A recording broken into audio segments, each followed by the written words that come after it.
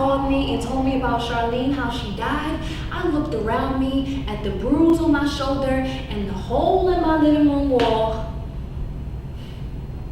And all of a sudden it occurred to me, I could be next. About a year ago, I started working on this piece in her memory, which is based on, it's fictional, but it's based on a true story. It's about a young woman who finds herself at a kind of a crossroads when another woman in her family is murdered by a husband. Eyes in the blood of my grandmother, born to live out her unnamed legacy, the best parts of me, her reflection.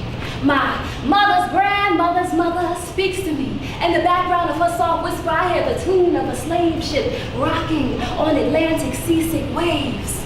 She sings. Over the last year, I've been working on this show. It's called In Her Memory.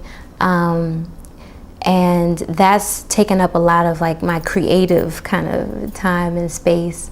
I've also been teaching.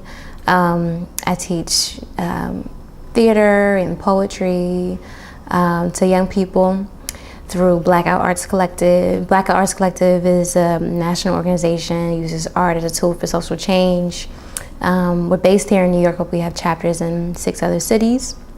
And we do workshops with young people.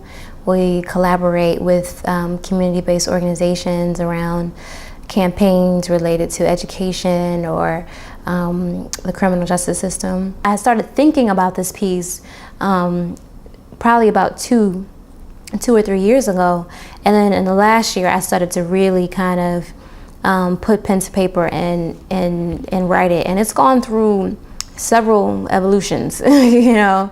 And why is that? Just the editing process. You know, just the editing process, just, you know, getting clearer and clearer about what my vision was for the piece.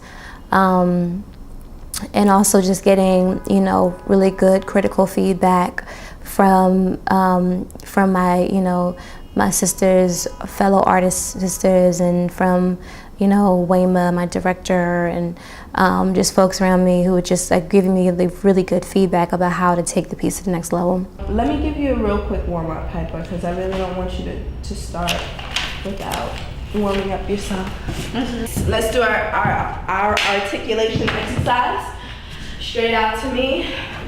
This is another autobiography. This is another autobiography. For at-risk agitators. For at-risk agitators. Assaulting and assimilating articulation. Assaulting and assimilating articulation. And alliteration. And alliteration.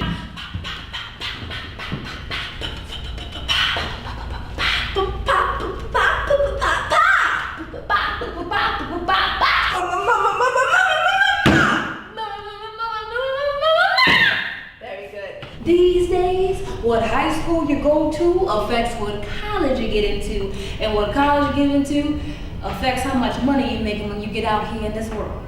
I'm telling you, child, it's a new day. These kids don't know how good they got it. Excuse me a second. Brandon, get over here. Get over here. The beginning needs to be just a bit shorter, just a drop. Like it's just running a little long. I want you to do the double Dutch and then talk as Brandy and then come right over. Don't do the little whoop, yeah, unless you do either that or the double Dutch. Because right now it's going from the double Dutch and the dance and then talking, and then we're like, okay, so what's going, you know? So choose only 2 of those things.